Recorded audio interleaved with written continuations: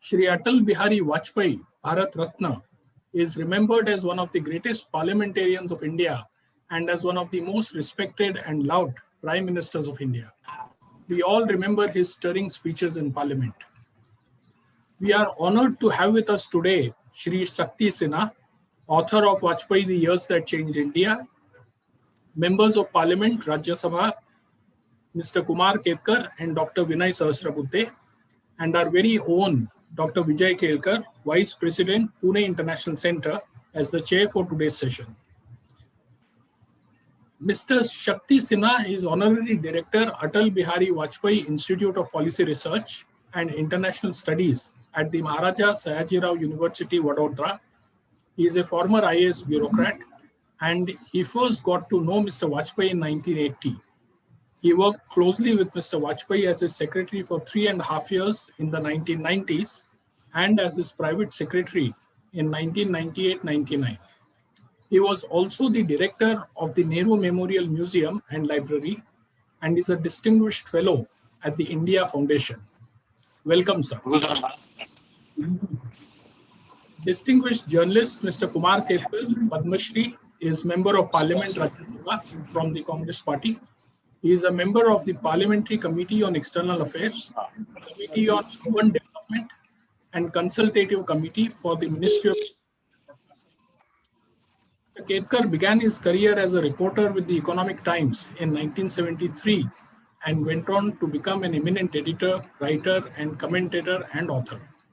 Welcome, Mr. Ketkar. Thank you. Dr. Vinay Sahasrabudhe, Member of Parliament Rajya Sabha, is President of the Indian Council for Cultural Relations. Dr. Sahasrabudhe is Chairman of the Parliamentary Standing Committee on Human Resource Development. He is Honorary Director of the Public Policy Research Center, New Delhi, Vice President of Rambau Malgi Prabodhini, and Vice President of the Indian Social Responsibility Network.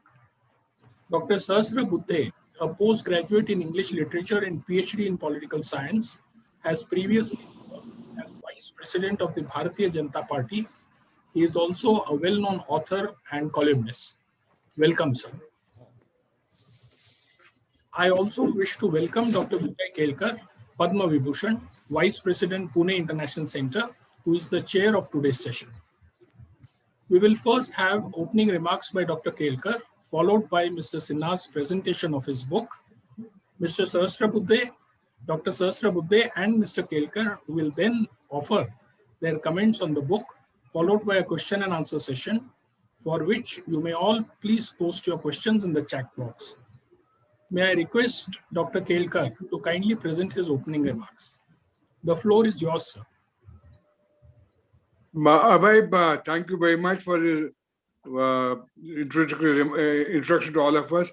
Let me on my own welcome all our three distinguished speakers this morning, starting with my author of the book. We were also together at Washington together, so I got to know him very well during our Washington days. So Shakti, welcome. Similarly, I want to welcome Kumar Ketkar and Dr. Vinay Sahasrabudhe. Today, the arrangement, we have agreed that the Shakti will introduce the book in the next, say, 20-25 minutes.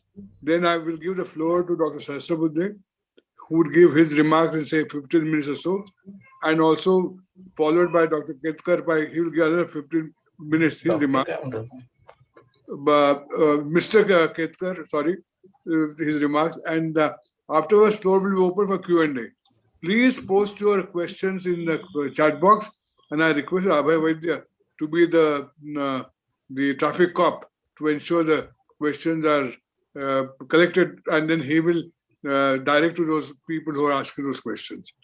Because I'm speaking by my home, and I don't have this all the facilities in my software to do this. I requested Abhay to help me, and he's kindly agreed.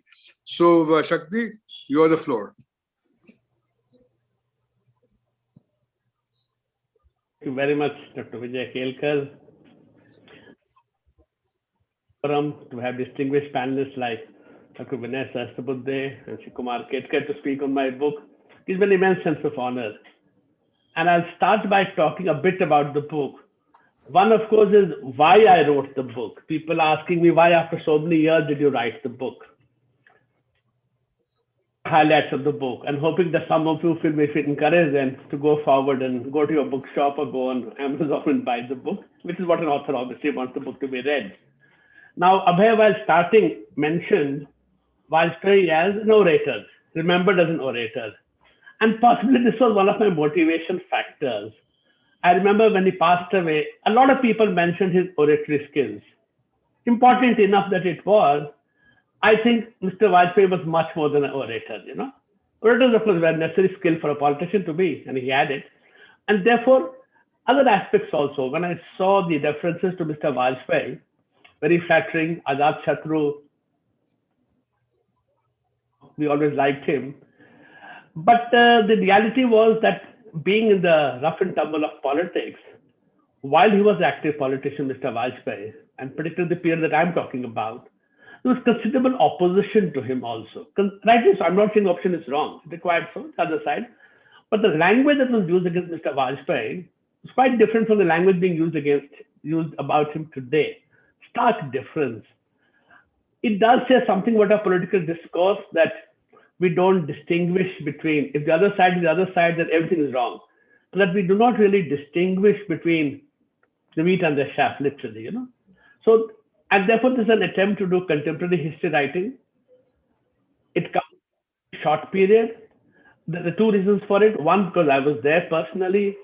And two, because though my publishers asked me to write 65,000 words on 6 years of Mr. Vajpayee, I hit literally 1,25,000 words for a much shorter period.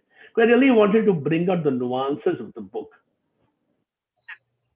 the politics of that period, the challenges of the period, the opportunities, how somewhere we went ahead, some places a lot of mistakes were made. And I thought of, as a fly, I call myself a fly on the wall. I mean, the book has a bit of eye in it, as it would, but I try to control the eye element of it as much as possible. And I hope that my readers would agree with me there. Now, why do I call the book The Years That Changed India? India changes every single day. I mean, whatever you look at history, but some changes are monumental changes, make a lot of difference. Many incremental changes, which in retrospect seem very important. At the moment, it seems just incremental and not worth it. And therefore, this 20-year period has allowed me to really parse out what I think were changes that have significantly impacted the way India looks at itself, the way India looks at the world, and the way the world looks at India. So what were these 5 things that I think are really important for this period to do? One, of course, is in my mind, this was the first genuine non-Congress government. Janata Party government of Morarji Desai. Morarji Desai himself was a lifelong congressperson. There's a large number of congresspersons in it. Even though the Jansingh element was the strongest element, the Jansingh element at that stage kept a little low profile and let the others. So as a matter of fact, the ministers were very few. VP Singh Chandrasekhar government, also the Deve Gowda government, I.P. Gujral government, you really can't call them a non-Congress government. Vajpayee's government, yes. There were Congress elements, but relatively minor in it. So it represented a completely different point of view, a point of view which was marginalized in the 60s, ridiculed at times. That became center stage to the extent that from 1996 to 2021, governments at the union have been either led by the BJP or formed to prevent the BJP coming to power. So with that, BJP moved into the pole position of Indian politics. This is a factual statement. I'm not taking sides. This is just a factual statement. Till then, the Ranjit Kothari model of the Congress was there. That has significantly shifted. 96, I say, is the turning point, the inflection point. The second was that India has always been ambivalent about nuclear weapons, going nuclear.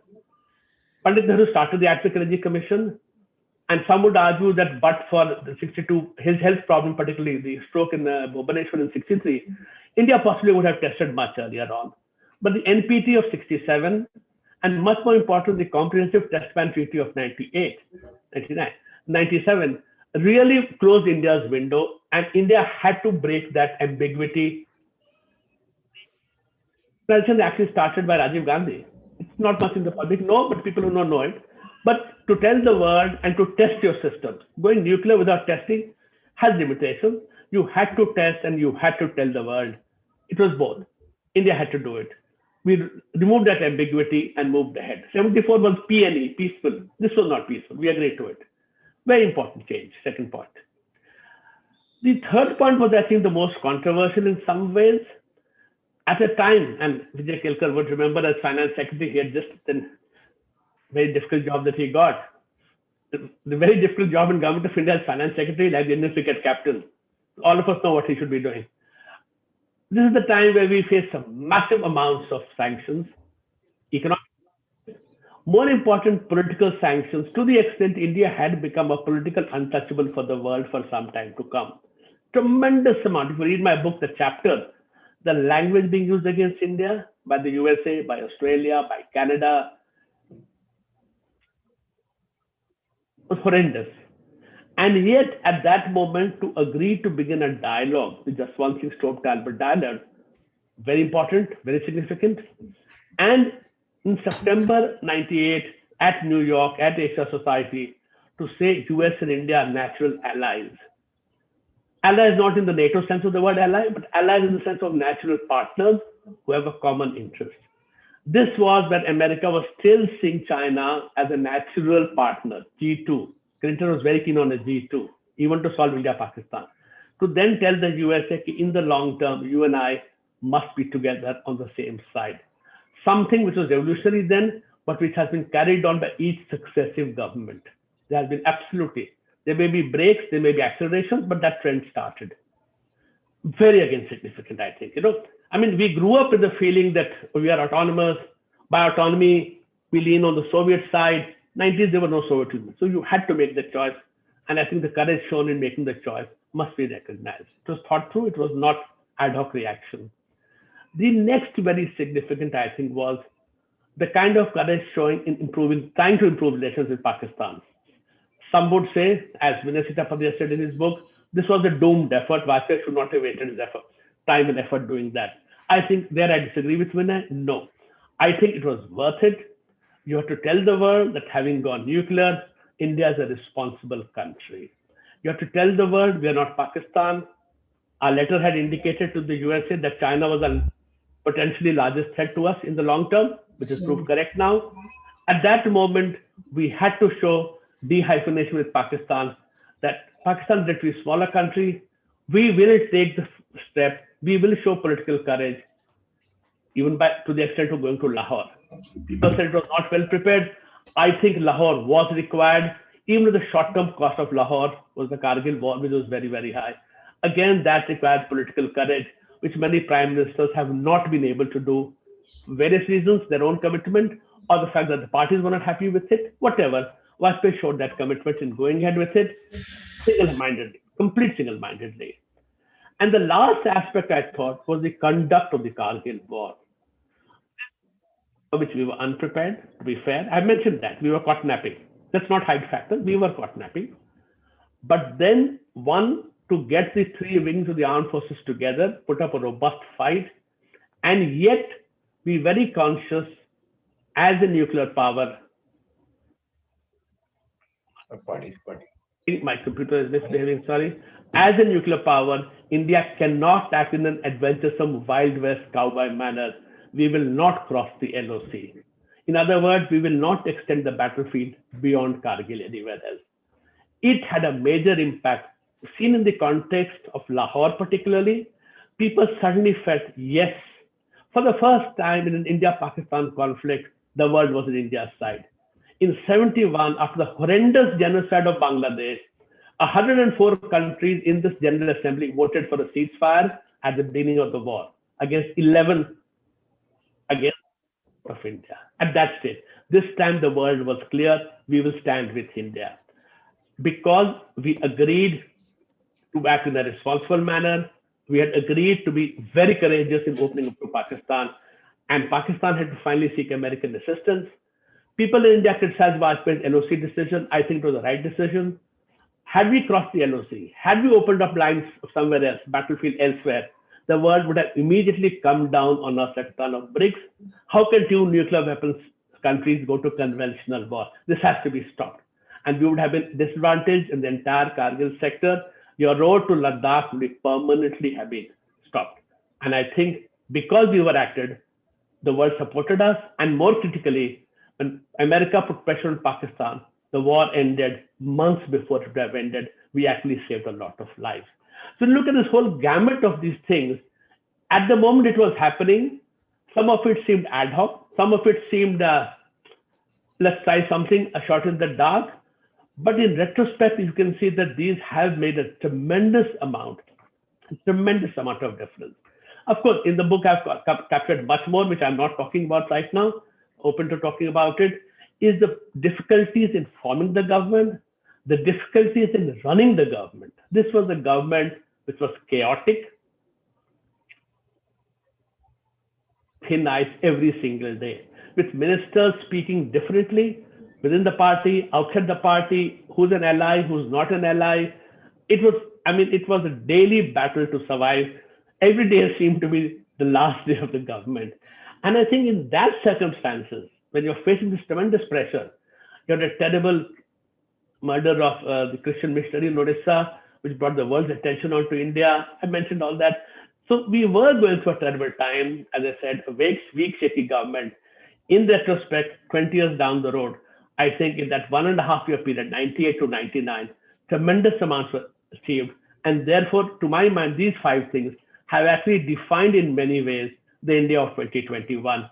And as I said, I didn't want to speak for too long. I hope that I have managed to create some amount of interest in it, some amount of thoughts. So I'm very glad. I'm really looking forward to listening to two very, very distinguished discussants. Thank you, Vijay. Thank you for the opportunity. And let me now go on the listen mode. Thank you, Shakti, for your very succinct presentation. Now let me invite Dr. Vinay Sahasrabudhe for his remarks.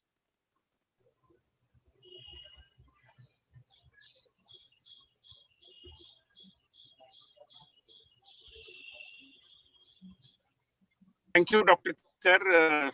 Also, thanks Shakti Sinha ji, Kumar Ketkar ji, and all others who have joined this particular event. It's a privilege to be speaking on a book on Vajpayee, the years that changed India, of Shakti Sinha ji. I was very curious to. I was asked to speak on it. I read it more thoroughly, I would say, and I was a bit disappointed, to be very blunt about it. Disappointed because I know Shakti Sinha ji had the opportunity of working very closely with Atal ji, and rarely people get an opportunity to work so close to a very, very senior leader at the apex level. But unfortunately, the human interest angle, which should have come about through the writings, I think is missing. And on that count, I was disappointed for the first reason.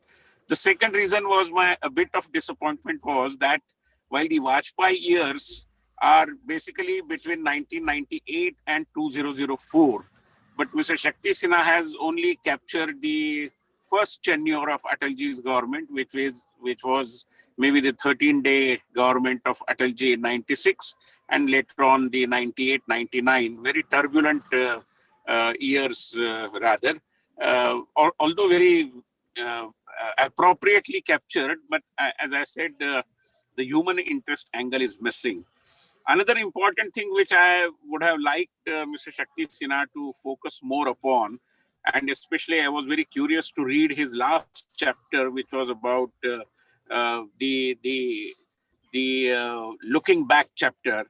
At least in that chapter, I was expecting Mr. Sinha to also reflect upon Mr. Vajpayee's tenure, the entire tenure up to 2004, and make a substantive commentary upon Atalji's contribution in India's governance. Because on several reasons, I believe Atalji's government was very unique. Firstly, he established on the backdrop of the failed experiments of Janata Party, then the governments of VP Singh, Chandrasekhar, then H.D. Devegowda and Inder Kumar Gujral, the impression that had gathered was that no non-Congress government can really provide stability. And this was demolished by Mr. Vajpayee with all skills at his command. And therefore, this was a very, very significant contribution of Atalji in India's polity, that he established that even a coalition government of parties with divergent views can sustain and continue to function for 5 long years, and not continue to function, but definitely add a great value to India's governance. And that particular aspect I was very keen to find somewhere mentioned in the at least the last chapter of the book, but unfortunately that was not there. Another important aspect of the book on Atalji could have been what exactly Atalji achieved all through these years. Although there is a defense, there is a logic behind Mr. Shakti Sinha confining to only years up to 1999, but still, the way Atalji attempted and successfully attempted, I would say, to have 3 small states carved out of the bigger states of Uttar Pradesh, Bihar, and Madhya Pradesh, which is a very significant contribution. The golden quadrilateral that he tried to establish, the Pradhan Mantri Sadak Yojana, Pokhran, of course, finds mention over here, but perhaps a little more mention about the Chandrayaan, the evolution of the Department of Tribal Welfare, which was the first of its kind, or changing the nomenclature of Social Welfare Ministry to Social Justice Ministry, which has a deep thought behind it, and also the creation of the Department of Northeast Region, which again was very, very unique insofar as the contribution of Atalji to India's governance is concerned. And I would have been happy had Mr. Shakti Sinha reflected on these issues as well. When I scan through the book, of course, it's very, very readable. He has gone in great details, telling us the scenario, presenting it in a very picturesque manner, I would say. And the depiction that he brings about is also very vivid and makes one makes the book really unput down, as what they say. And therefore, the style and the references that he has given, and the comments also, which are very subtle comments at times. For example, at a certain point on page 83, he very candidly admits that, like most upper middle class English speaking Indians, I too tended to underrate politicians. This is something which is a national pastime rather. And therefore, he has very vividly brought out as to how painstakingly Atalji used to prepare his speeches, whether in parliament or otherwise. And that is something very exciting, very insightful as well.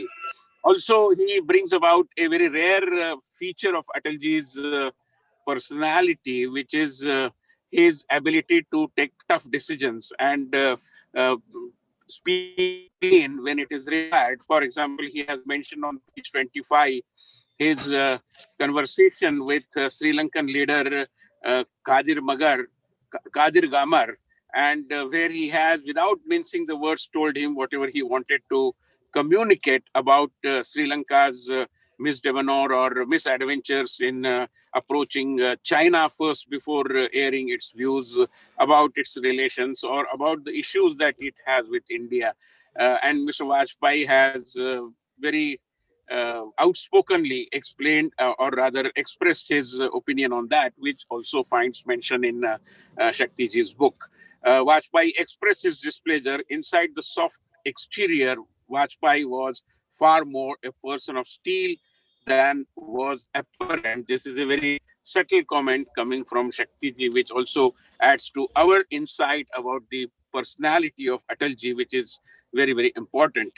Also, he has reflected about the kind of value addition that Atalji makes insofar as our political economy is concerned, where on page 158, he has mentioned the 3 features of political economy, where Atalji, through his budget and other speeches made at various chambers of commerce and CII, that citizens should pay for what they use and must also get what they pay for.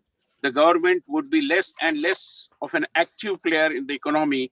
And lastly, my government relationship with industry will be based on trust, not marred by mistrust. I think when we in BJP think about continuity with change, I think we find the resonance of the similar feelings in what Narendra Modi ji, our current Prime Minister, said recently in the Rajya Sabha and in the Lok Sabha as well. So this is something which is very educative, if I may say. Lastly, I would say that since this book doesn't really completely satiate the hunger or the appetite to know more about Atalji's years, I would suggest Shakti ji, and he is a very able writer, and he has seen things from so very close quarters. Even after 1999, I'm sure he has lot many things which people do not know, and he knows. And therefore, I would suggest that he should write a second volume of the years that India changed, because even in post 1999, between 1999 and 2004, several things happened in India which definitely changed India's polity, India's political economy, and also the world view of India and the world's view of India as well. The way the globe looks at India, that also got transformed. And therefore, I would humbly but very emphatically suggest Shakti ji to write one more book and to help us chronicle the important aspects of Atalji's contribution to India's polity and, more importantly, to India's governance. It is not just a matter of coincidence or just a matter of formality that we celebrate Atalji's birthday as Good Governance Day. And the term good governance, I believe, was more predominantly established in the discourse in India during Atalji's time. And now Prime Minister Narendra Modi is further strengthening the idea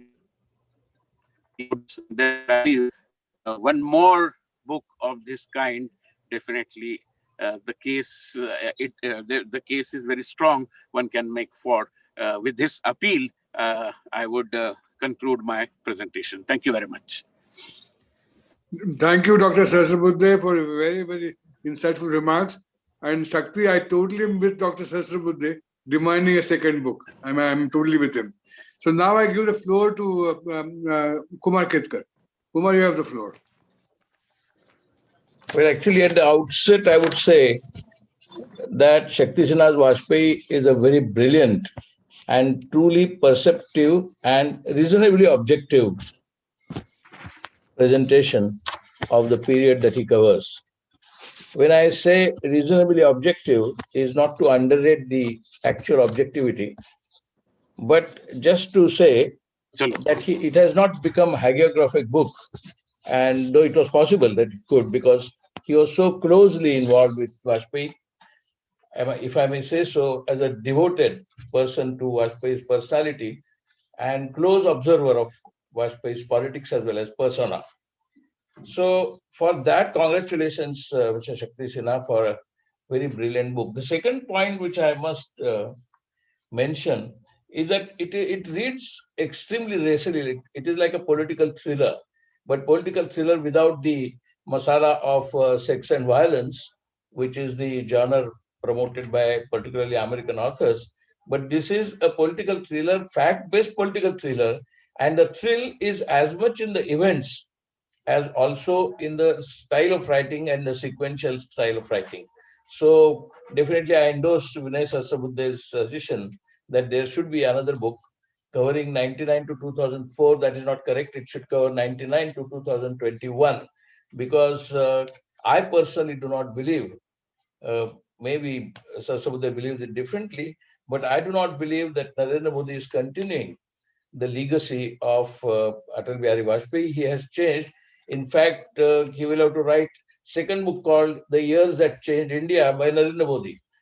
The India that is changed even from Vajpayee's India to Narendra Modi's India. Now, another point that I want to highlight here is that during Vajpayee's time, I think everybody will agree, even those who are supporters of Modi will agree, that during Vajpayee's time, there was no denigration of Nehru legacy or Nehru personality, and to the nauseating end today. And Nehru was considered, in fact, how many times in the book he has quoted Atal Bihari Vajpayee paying great tribute to Nehru. I don't have immediate reference, but one luckily I located when Sasabudda was talking. And Vajpayee quotes him enormously, Pandit Nehru. And he says, for instance, Nehru at Aligarh Muslim University after the partition of India, Nehru told, and this is quoted by Vajpayee, Nehru told the students that he was proud of his inheritance and that he got a strange thrill from knowing that he was the trustee and actual follower of the civilization and etc. of Pandit Nehru. So he is complimenting Pandit Nehru's legacy so enormously that one would say that he is a Nehruite. And therefore, when he says that the quotation that he was a wrong man in the right party or right man in the wrong party or whatever, that he does not agree fully with, but it actually turns out that it is that way. Because Vajpayee has never, even when there was an opportunity on, for instance, India-China issue, he has never denigrated Pandit Nehru as if that he was a failed, it was a failed state, it was a failed leadership, it was a failed statesmanship. He doesn't say that. And not only question of Nehru, I think Nehru should not be highlighted too much. The point is, Vajpayee continues the legacy of Congress to a certain extent. He quoted Rajni Kothari, well, his observations. Rajni Kothari described Congress culture, Congress system, and so many words he coined for describing the Indian polity.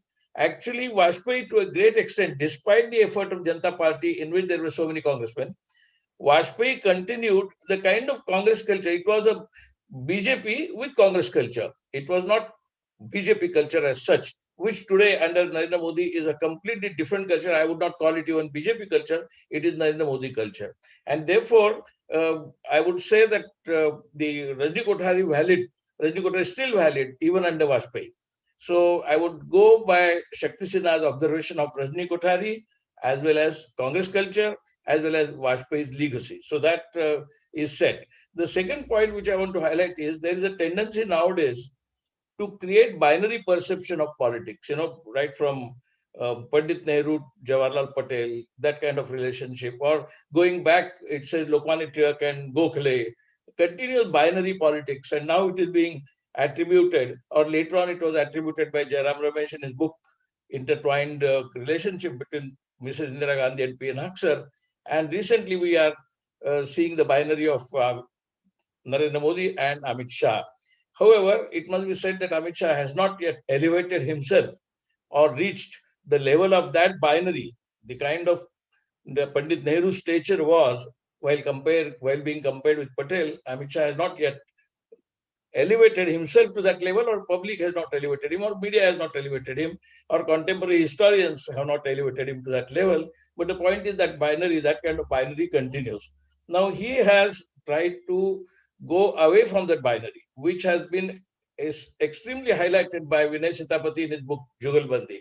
So that binary perception of Advani-Vajpayee relationship that he also could have elaborately discussed, which he has not, and he concentrates primarily on Vajpayee without, of course, isolating the role of Advani. So I think that was very important in the sense that invariably, when the binary perceptions are given to the reader, the generally reader gets confused as to what would have happened if he was not there, the other party was not there, if the other pendulum side was not there. I think that does not happen in this book, because this book gives a complete authentic account. I can tell him that most of the book, perhaps more than the book covers, I have been direct witness, a bystander like witness as a journalist from the era of Mrs. Gandhi. In fact, I have completed more than 45, 48 years in journalism, and I have covered. I remember distinctly as a trainee at Times of India, I was sitting in Azad Maidan when the Congress was split with Dilip Mukherjee, who was the bureau chief and the resident editor of the Times of India. And at that time, sitting with him, watching the Congress split Mrs. Gandhi, and later on kneeling apart, throwing her out and all that.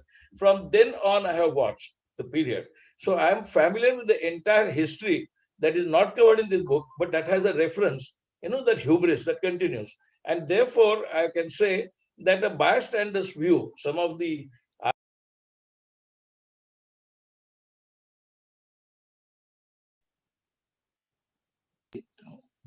you got it? Yeah, so some of the questions which remain unanswered, even from the account that he has given between 1996 and 1999 and later 2004 in looking back. Actually, the looking back alone will be another book. Not only the period from that, looking back alone from 2021 or 2022, whenever he writes the book, back up to 1996. That kind of a looking back is required, part 2 of the looking back, because so much has happened and so much has happened negatively, actually throwing out the legacy. I'll just give you a couple of questions. So you have again got mute, Mr. Ketkar. Mr. Ketkar, you are mute. We can't hear you.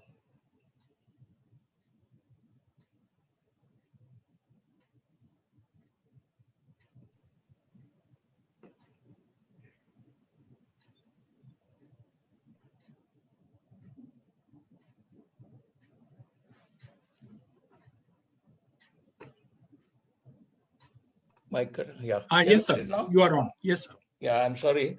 For instance, I wanted and I thought, because I have covered that entire episode, the Admiral Bhagwat episode is extremely crucial according to me, not only from defense point of view, but I think it comes here primarily as an issue of internal squabble between George Fernandez, Atal Bihari Vajpayee, Parliament, and so on and so forth.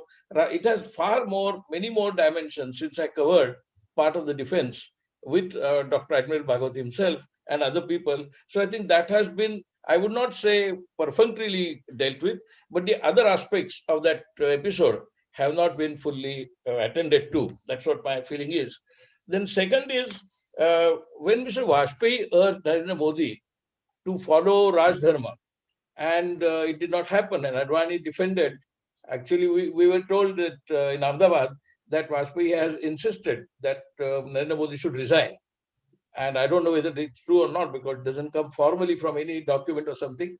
But many people said, who were close to Vajpayee, that he wanted Narendra Modi to resign.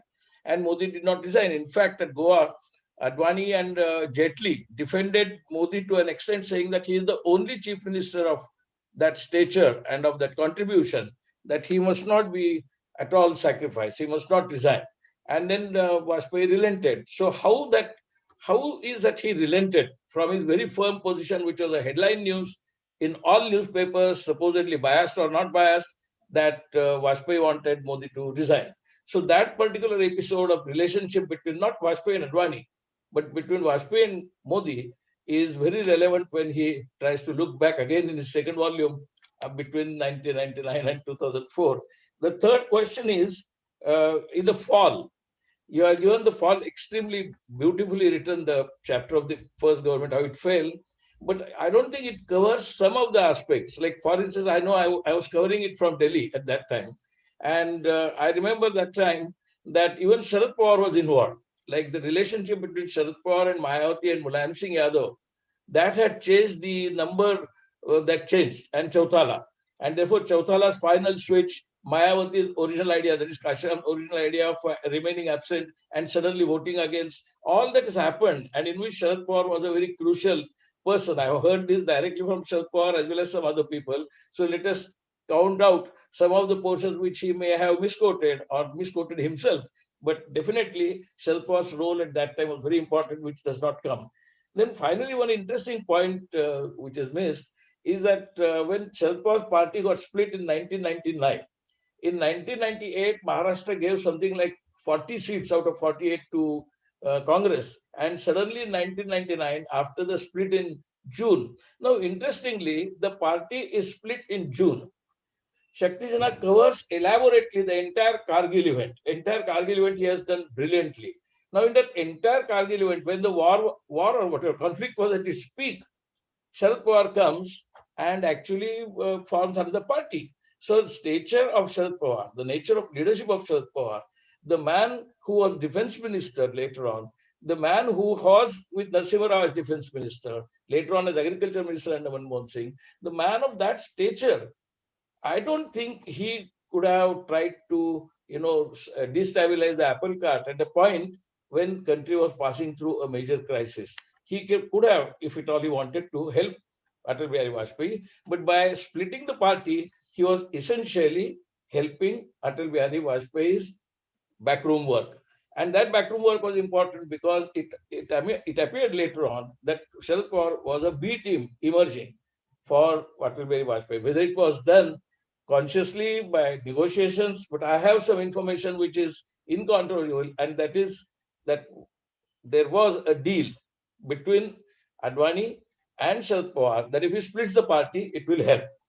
I have on record with me directly Pramod Mahajan saying that even in 1999, if Vajpayee, that is BJP, does not get its own majority and will fall short of criticism 30, 40, 50 seats, they have a reserve force in Sharad Pawar's new party, Nationalist Congress Party. This can be easily statistically proved in the sense from something like 40 seats, Congress came to some 16 odd seats. So something like 24 seats in Maharashtra alone they lost, and in all over India also they lost some seats because the party was split in Bihar, party was split in Assam or Nagaland and Mizoram and Northeast. So as a result, there was an across India phenomenon of Congress split and the absence of leadership of Sonia Gandhi or distrust of leadership of Sonia Gandhi, and that definitely helped. And in fact, when Vajpayee had given up the idea of raising foreign origin issue of Sonia Gandhi, Sharad Pawar picked it up. And then BJP supported Sharad Pawar. So 1999 split of Sharad Pawar from Congress has actually helped in 1999 for BJP to come back to power. But the fall episode and 1999 episode has not been adequately dealt. And therefore, the skullduggery that took place between 1998 and 2004, that has not adequately been dealt with. So I think Shakti Sinha, with his excellent style of writing and excellent insights, definitely has much more in his files and notes, which he decided not to write. You get an impression that he has chosen not to write some of the aspects or some of the details because that will unnecessarily complicate the matter and complicate the matter today. For instance, today you have such widespread atmosphere of hatred and condemnation of the Nehru legacy, irrelevant, completely irrelevant denigration of Pandit Nehru and his legacy and his family and his politics. I think that did not happen during Vajpayee's time. Vajpayee never said that he wants the country to be Nehru family mukta and Congress mukta. Vajpayee never said that. He accepted the legacy. He continued. I remember in 1979, when he was a foreign minister, he was asked in Mumbai press conference, what would be your foreign policy, Mr. Vajpayee? He said, why separate foreign policy is not required. Pandit Nehru has created a dhacha and that dhacha will remain. And that's how he replied in Mumbai press conference. That may be on record also. That time there was no mobile phone or such things, but that is on record. So this approach towards the history of independent India, towards the legacy of Pandit Nehru prior to independence and post-independence, that has been completely, attempted to ruin and destroy. I think that kind of intolerant atmosphere Vajpayee never promoted, though Vajpayee had his own, if we call prejudices or opinions or definite versions, like Shakti Sinha brilliantly gives his so-called Hindu secular version and the Abrahamic version of Pandit Nehru or many other secular people of the westernized kind. So the secularism of the Western style influential intellectuals, maybe Khan market intellectuals or India International Center intellectuals, but that secularism and Vajpayee's secularism was different. He has given elaborately. I'm not convinced of that. But nevertheless, that has a merit. In that argument, there is a merit. And therefore, in this context, how the legacy would have gone forward. Finally, only two things I would ask, which are not part of the book. How would Vajpayee look at the farmers' agitation going on now? Suppose he was in charge, hypothetically, if and but, suppose he was in charge handling this situation with farmers on the borders of Delhi and they are not ready to leave. They are committed, dedicated to stay there. How would Vajpayee, with his tremendously reconciliation approach, his continuous approach of data, how he would have handled the farmers' agitation, that I think is extremely important, and also how he would have dealt with the CAA, NRC, and NPR, because there is a record, there is a quotation here, how he looked at the question of Muslims. And his approach to Muslims was so inclusive, Vajpayee, according to the quotations given by Shakti, so inclusive that you would feel that they are quotations from Nehru, but actually they are quotations from Vajpayee. So how Vajpayee and Modi differ on their perception of the polity of India, the sociology of India, the social structure of the South Asia, which is part of the CAA, NPR, NCR regime, I think how Vajpayee would have dealt with these issues. And finally, only one question: how would Vajpayee look at Advani's utterly humiliating marginalization in politics? Because he was comrade in arms of Advani, and he was perhaps the successor to Vajpayee in 2009, and yet now Advani is alive and still marginalized so humiliatingly. I don't think a person and a character and a type of profile described by Vajpayee, so human and so considerate, I don't think Vajpayee would have been able to tolerate such kind of humiliation of his colleague. So all that, of course, are not part of the book. So it is completely unexpected for Shakti to write on that. But if and but theory, historiography accepts if and but theory. What would have been if Vajpayee was in command and the farmers' agitation takes place? What would have been the issue of CAA, NCR if Vajpayee was there? And finally, the approach to Advani's relationship. And therefore, I find often that within the BJP, there is support, there is huge popularity of Modi. Nobody doubts that. But that has not actually reached the level of philosophical profundity that Pandit Nehru enjoyed. Rightly, wrongly is a different matter of perception. But the fact of philosophical profundity, which Pandit Nehru could acquire, Modi, despite his popularity, is unable to acquire. Is that the reason for the hatred and denigration of Pandit Nehru? I don't know that psychoanalysis, but sometimes even Shakti has attempted little bit of psychoanalysis in the book, psychoanalysis of Vajpayee and the people around him. So that much psychoanalysis in history, I think, is absolutely justified, because without that, it will become a very dry kind of analysis of the events and the people. So congratulations again, Shakti, for a brilliant book. I am completely happy with the book. These are not complaints that you should address to, but these are the issues which I thought, if they had come, perhaps the book would have become controversial, but it could have also been able to fill the gaps which are there now. So thank you, congratulations. And Dr. Kedkar, to you. Thank you both, Dr. Sahasrabudhe and Kumar. I think Dr. Sahasrabudhe has to leave early because of other commitment. So before he leaves, I want Shakti to respond to both of these observations, and then we'll open up for Q&A. In fact, I like criticisms, because if there's no criticism of my book, I feel my book has not achieved any purpose. So let me start with addressing. I completely agree with from the human interest angle. I'm linking it to Kumar Kedkar's statement not being a hagiography. I of course had many more things to say if I wanted to say. I get a little worried about human interest. It soon either denigrates into hagiography or it denigrates into rumors, gossip. I wanted to stay away from that. It was a very difficult decision for me. Of course, space was one constraint. I'd already doubled my publisher's contract. But I really thought that it is my word, that word, he said, no, he said. I thought, let me stay away from it.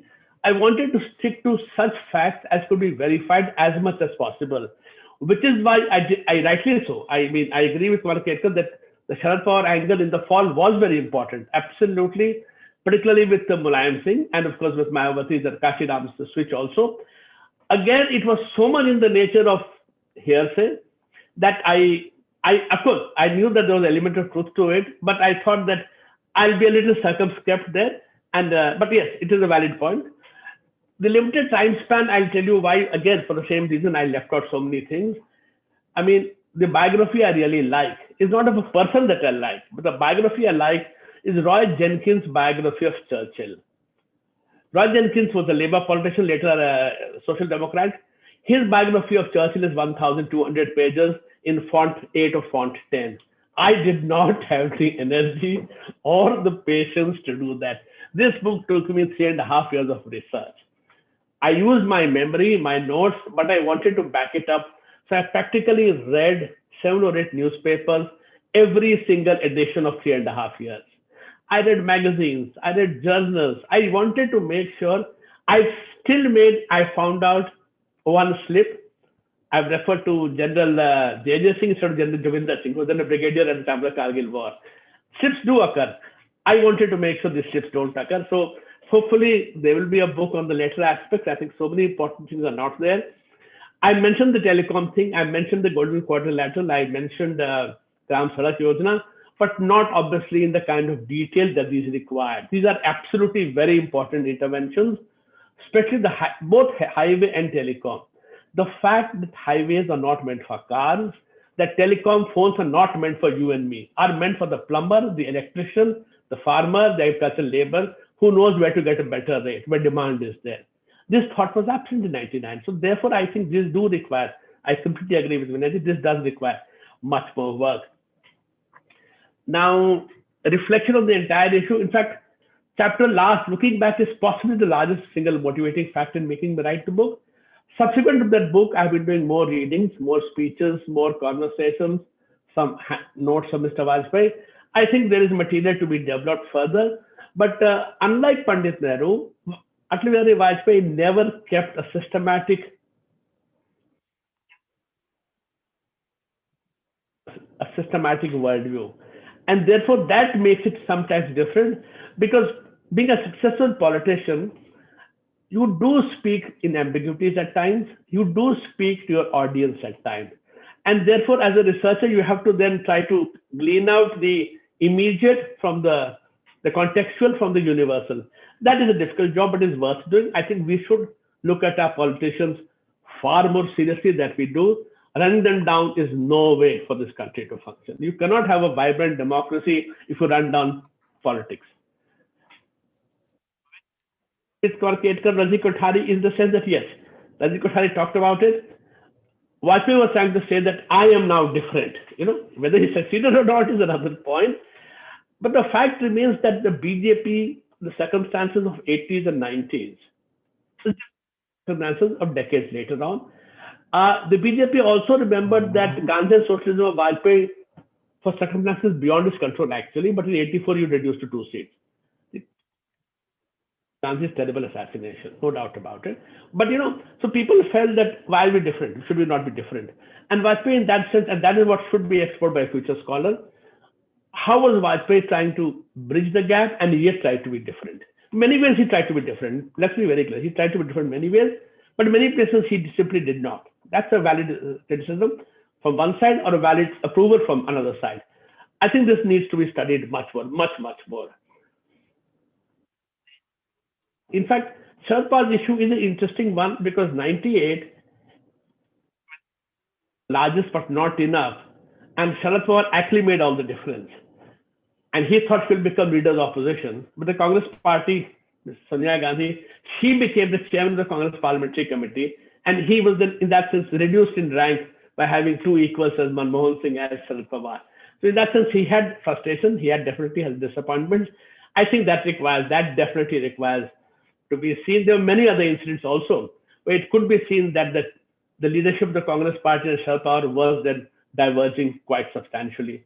And that possibly memories of the fact that he ran his own party for a long period in the 80s. Possibly many things were involved in that. I think this definitely requires to be this thing. Lastly, I have tried my best. I may not have failed. I'm not succeeded, whether to the Bhagavad case or others, to bring as much as possible, but there are limitations of space. There are also in your subjective assessment, does it fit into my larger story or not? The Bhagavad episode, I think I've covered in about 15, 20 pages, fair amount of it. Fair amount of things was murky, there's no doubt about it. And to be fair, Bhagavads don't come out looking very clean also. To accuse George Fernandez of being communal by favoring 2 Christians, I think was very low. It was terrible. I don't think so that is really required of a senior service officer. But it has this murky aspects to it, so I left it at that. But yes, there are more complications to it. So I've tried my best to limit my facts to what really is my larger picture. And you have point of view that I have not seen something as important and I've given importance to other things, I think that's a very valid suggestion. And therefore, when both of you were being critical, I was happily taking down notes, but I really think that is really what makes, I mean, as a researcher, I think that is what I really gain a lot. People praise me is good for my ego, but I also want to grow as a scholar, even though my beard is turned all white. So thank you very much, both of you. I now look forward, and I really appreciate both your very, very detailed, incisive, blunt. When Vinayji started, I was getting worried. Oh my God, I hope he praises me also. But okay, I think it is good to have such criticism. I like it. I really appreciate the thought which has gone into both your statements. Thank you. Thank you. Dr. Sahasraputty, before you sign off, you want to say something to add your comments? Because then we can ask for Q&A. I would suggest we can straight away go for questions and answers, because whatever our friend Kumar Ketkar has commented is on the expected line. So fair enough. I mean, he has definitely his own views, maybe his own prejudices as well, if I may say so. But he has a right to have those views, and therefore I don't have an issue about that. Let us have the questions and answers. Thank you, Dr. Sahasraputty. So, Abhay, you want to now raise the questions? Yes, sir. We have many interesting questions which will add to the richness of our discussion today. So, the first question from Mr. Vilas Rajwade is, what would you consider as the three top achievements of Mr. Vajpayee's government, and what were the three biggest disappointments? So, if one could add, how did he see this as in his personal view also, the three top achievements and three disappointments? So, well, I think insofar as his achievements are concerned, definitely one thing which, although Shakti ji didn't refer to it as a response to my observations, that the non-Congressism, about which I'm sure Mr. Ketkar has long held views, but is here to stay, was established by Mr. Vajpayee, and therefore he created another.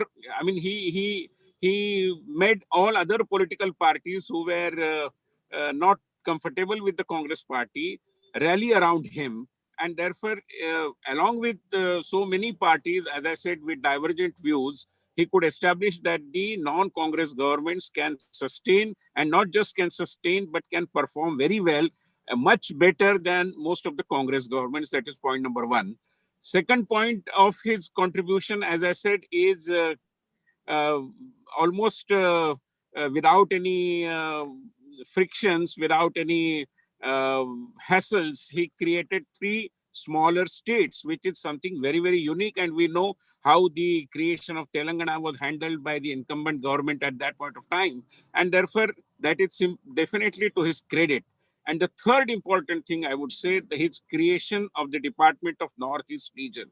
In fact, the department was created to take care of the neglected Northeast region. Unfortunately, later on, the department itself was neglected between 2004 and 2014. But then the creation of that department is something which was very, very remarkable, and the entire credit goes to Atalji. So these are the three important achievements I would suggest insofar as his tenure as Prime Minister is concerned. Other achievements as a person, as a political leader, as a leader who steadfastly led the Jansangh and later on the Bharatiya Janata Party. I mean, many things could be said about that, but I'm confining myself only to his years in governance. And in that context, I believe these are the three remarkable achievements. Insofar as disappointments are concerned, well, there could be different views about people having huge expectations from him, and then they were not satisfied about that. So one can definitely be critically assessing Atalji's performance. There is absolutely no limitation to that, because every other leader also adds to your expectations, your aspirations, and then when they are not fulfilled, naturally it is a case of disappointment as well. But I believe within the limited years that he has got, within the circumstances and the kind of compulsions that he had, whatever he did was simply remarkable. Dr. Sinha, please. Yes, one of course was the fact, as I mentioned, that the first non-Congress government, and it was, as I said, despite being ramshackle, the government did deliver. So that itself, I think, in the Indian achievement of our very bad experience with coalition governments was a success, which was then replicated also later on. So that's the one very good thing. Second, on foreign policy, which I explained, that I really felt that to understand that the Cold War is over, the world has changed, how to react to it? Can we, instead of waiting, proactively now engage America, later on engage China, try to set the relations with Pakistan differently? Second aspect. The third, of course, is he brought in the word called privatization. From disinvestment, we moved to privatization, strategic sale. If you look at the budget starting with Vijay Kelkar's 1999 budget, which I actually feel is a real dream budget, not because Vijay is sitting here in front of me, because I think the 99 budget really made a shift in the way we saw Indian economic policy. A disappointment is very clearly Pakistan. He was convinced in that sense. And again, I'm psychoanalyzing him. I should not, because that is going beyond my brief. He felt that just that Nixon could make up with China, he could vote with Pakistan. I think geopolitically, relations with Pakistan, not as long as China is there, till China changes. So that, I think, was the very big thing. Of course, the 2004 loss would have been a very big disappointment.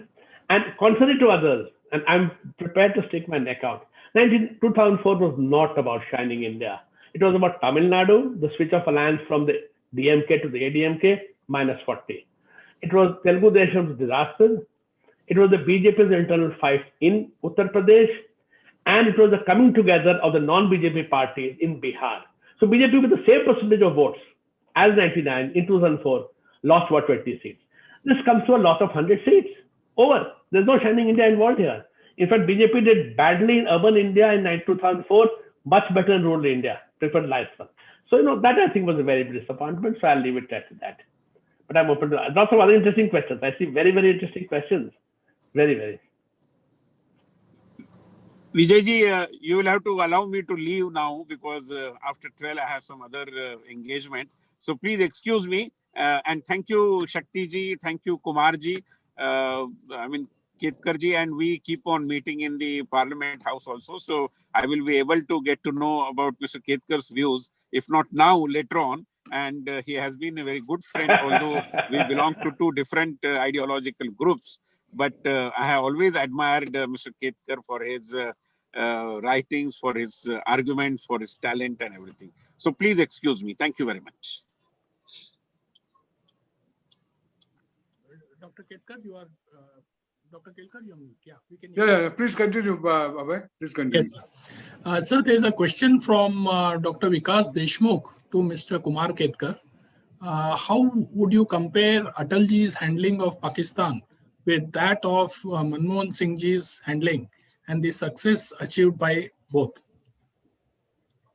I don't think anybody has achieved success as far as Pakistan is concerned.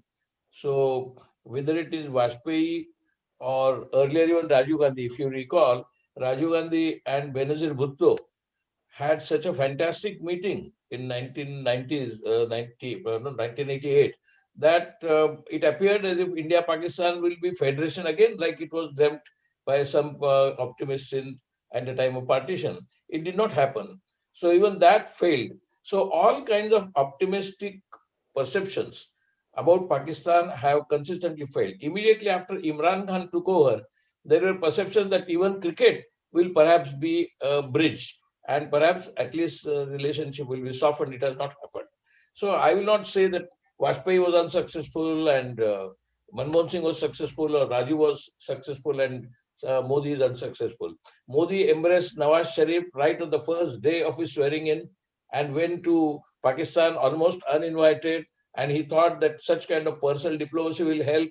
It not only did not help, it further worsened the situation. So even Narendra Modi's politics has failed. So with Pakistan, it is not as if, and therefore I entirely agree with Shakti on that you cannot compare Nixon's policy to China and data and kind of relationship that happened between America and Russia or America and China for India and Pakistan. India-Pakistan Cold War cannot be properly understood even by the great author and thinker and skullduggery writer like John Le Carre. India-Pakistan is not the same as two Berlins, or it is certainly not two Cold War situations. India-Pakistan is a completely different situation, and I don't think anybody has a full hang of it. Even today, nobody can say how long Imran Khan will survive, if at all he survives.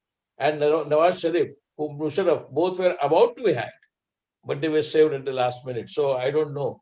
So I will not compare Vajpayee's Pakistan policy to Manmohan Singh's Pakistan policy. Everybody has taken a wrong step or mistaken steps or optimistic steps, hoping something will happen, and nothing has happened. Dr. Sinha, there's a question for you from Dr. Ajit Ranade. He asked that Vajpayee ji insisting on Abid Hussein's inclusion in the committee to review India's constitution. Now, Vajpayee ji insisted, although Abid Hussein was at the Rajiv Gandhi Foundation. What would you like to say about this? What would be your comment? Education, I will say this is out of course question. This is 2002, my book ends in 1999. But I can only guess that yes, the need to have different points of view, because one, it was a very controversial step. Because they used the word review the constitution, they were attacked in parliament very strongly by the opposition. They are changing the character of the constitution. This is Hindutva, saffronization. And Vajpayee made the point in parliament that we have amended the constitution already 90 plus times. You already made enough changes to the constitution. So what we are trying to do is make it more rational, that is all. So I guess that project itself was a difficult project, and the need to therefore get people from different backgrounds on it, I think made a lot of political sense. So I would see it from the point of view, you must get different points of view and try to see whether really it's going to happen. But a very interesting question there to Vijay Kelkar. I want to, he should ask him to answer that question on the economy. How did Vajpayee's economic policy make a difference, etc.? So there is a question related to that to both you and Dr. Kelkar about this question is from Mr. Ramesh Deshpande about Mr. Vajpayee's leadership on the economic front, the deregulation of energy pricing and improved fiscal management. What would both of you like to comment on that? Kelkar, who has a much better understanding of energy than I'll ever have.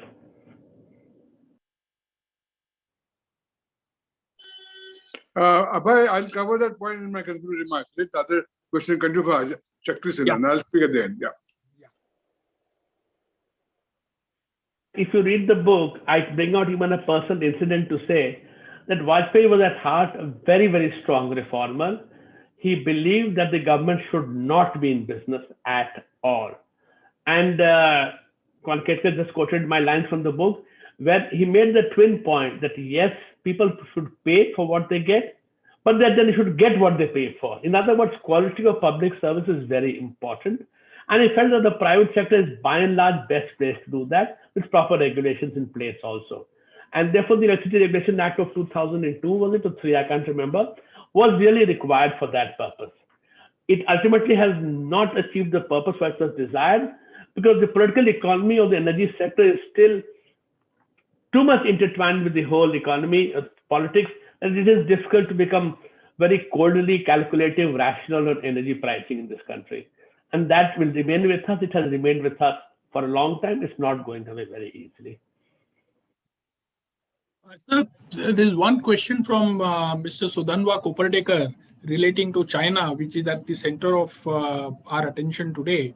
So he asks, can you shed light on the understanding of China by Vajpayee ji in his 6 years, and particularly his letter to US President at the time, which specifically mentioned China as a bigger threat?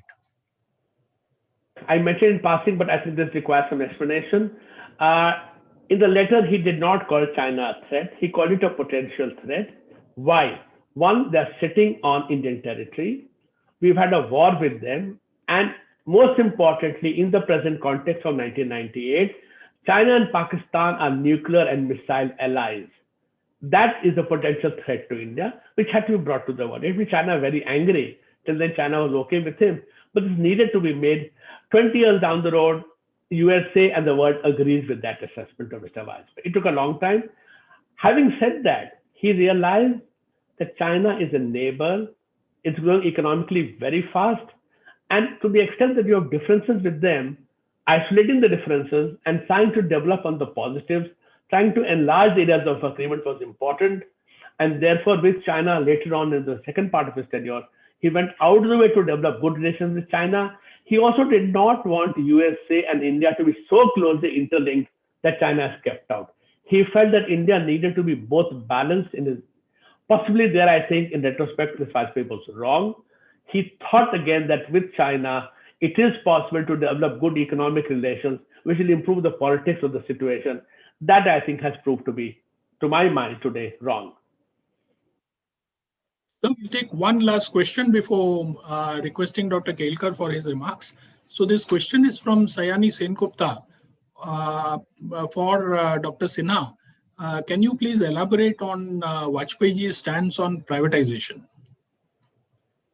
Very clear on privatization, but he also realized that in the Indian context, privatization has to be done very carefully because people's livelihoods are involved, because the fact that you really don't know what is going to happen. And there's a strong, again, the political economy was so strong that you really can't go against your own trade union. The Bharatiya Mazdoor Sangh was against privatization. So all the trade unions, the political parties in parliament were not going to allow privatization very easily. But you started with strategic sales, therefore IPCL, the copper thing. Many of them then went on the aluminium, Hindal, this thing, Balco, etc.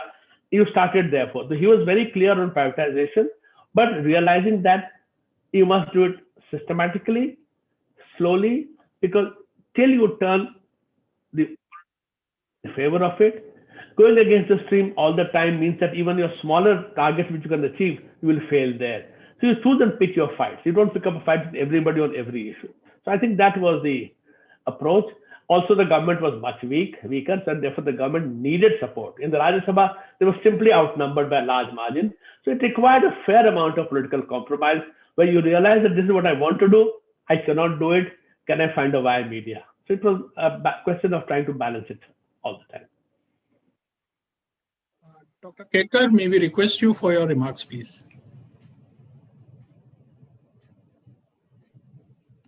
First, I want to show the book to all our audience. This is his book brought out by Penguin, and I would read out what I wrote because Shakti, this graciousness, given me the sort of privilege to write on the book, and I wrote it 3 lines only. I said, Shakti Sinha's wonderful book offers us a deeper understanding of one of the key architects of the golden economic growth period that marked India's coming of age, both as a promising global economic power and confident nuclear power with continental reach. So this is a personal, this is a book, a brilliant book. So I urge everybody to read the book, in spite of the criticism of Dr. Sahasrabudhe or Mr. Ketkar. I think you disregard the criticism and just buy the book. I'll just speak on my own personal sort of experience. The only time I spent in finance ministry was when Vajpayee was the prime minister. So I saw him from the vantage point from North Block as a prime minister. I still recall, as soon as I became finance secretary, Shakti, I called on my prime minister, Atalji. And Atalji was very gracious. And he looked at me and he told me, Vijay ji, आपको बहुत सोच के बनाया गया है finance secretary. And I think what he meant was because of he wanted to continue reforms. That's what he was trying to tell me. That because I came from Ministry of Petroleum where we had done some reforms, and there was concern in the international community in the markets whether this government will be anti-reforms. So that was thought he was trying to convey to me. And then he added that आपको कोई कठिनाई आएगी तो मेरे पास आ जाइए. शक्ति के पास मत जाइए, आप मेरे पास आ जाइए. ऐसे रहो. So it was very kind of, of course, I never bothered him. It was no secretary of the government who goes bothers the prime minister. But he was wanting to tell me that he was committed reforms and we want to continue reforms. That was very clear to me was the way he mentioned. Then his style of economic policy making was very, very based on consensus. He had a strategic view, but tactics and he completely went along with his cabinet colleagues. I'll give one example of the where he mentioned about telecom reforms. Frankly, as a finance secretary, we opposed it in the Ministry of Finance because our argument was very simple, that they are going away with a signed contract and no government of India can allow a contractual commitment to be forgiven. So we took a very, very sort of typical treasury view from the Ministry of Finance. But he overruled on the interest of strategy because he said that, look, this is the future. But he did it in such a manner, there's no controversy because he opened a competition. So nobody could accuse that the government did any favor to incumbents. So he achieved a liberalization in spite of, he probably must have laughed, I don't know what, he interacted with Shakti or not, he must have laughed at our arguments, but he accepted. He gave full freedom for us to express our views. And then he said, look, India has a much larger role, and he didn't accept the treasury view or the Ministry of Finance view. So he could see the larger picture, he had a constant larger picture, he left other policy making to his colleagues completely. I mean, I also worked that time with Jaswant Singh, also Jaswant Sinha. Both finance ministers, they were felt encumbered by the Prime Minister in deciding the policy because they had a broad sort of understanding with the Prime Minister. So the Prime Minister's, I think, was very consensual, and that is the difference. He was the first Prime Minister who started consensus-based reforms. There was no crisis, mind you. The reform were begun by Prime Minister Atal Bihari. There is no crisis in the country, economic crisis. But he wanted consensus-based reform, not crisis-based reform. And that's how all the mature democracies do. Mature democracies do build consensus and make reforms. And that is the first ever model used in India, in my view. Because even Narasimha Rao was crisis. But he was the first Prime Minister. So I think that's a major contribution I would add to other five he mentioned by Shakti, about what he made it different, what a new paradigm. Now, to my mind, the new paradigm for economic reforms was by Vajpayee. It was consensus-led reform, not crisis-led reform. And this point is important, and I'll tell you why it's important in the current context, looking back context. I think one of the reasons, and to respond to Kumar, what Prime Minister would have done in farm crisis, Vajpayee would have introduced farm reform like this. He would have never used ordinance as a way of starting reforms. He would have gone through the NDC meetings. He would have gone through the cabinet. He would have gone through the parliament committee. And that's he would have understood this as such a major reform. It cannot be done. But the faulty understanding was crisis-led reform. There is a crisis, we have reform. This is a philosophy I think present government seems to be adopting. This is the answer to Kumar's query, how Atalji would have handled this. Atalji would not have initiated this way at all, the reforms. He would have done it in a much very different way. And would have never bypassed the parliament, he would have never bypassed the states, he would have done consultations and then introduced the reforms. So he would have been much far more alert politically. If there are any problems, any landmines, he would have detected them much earlier and would have sort of sorted them out before the crisis would have come out. So this is my assessment of how Atalji would have handled this farm crisis which you mentioned. But I have also want to add my voice, Shakti, for second book, and in which I think you should do justice to Atalji as a great economic reformer, which and he brought a unique style of reforms, and I think that needs to be shared with the rest of our people. And you are the only person who understands this, who saw him. Even though he was in Washington, he probably had a much closer relationship with from Washington to Atalji than many people who were sitting in Delhi. So, Shakti, we Dil Mange More. We want one more book from you. So, with this thought, I want to thank you again, Shakti, for coming to PIC, sharing this book with us, to Kumar for his absolutely sort of frank views and very thoughtful views, and to all the participants who asked very perceptive questions. So once again, I will again invite everybody to go and get the book. This is a very important book to understand Atalji. Thank you. Back to Abhay. Thank you very, very much.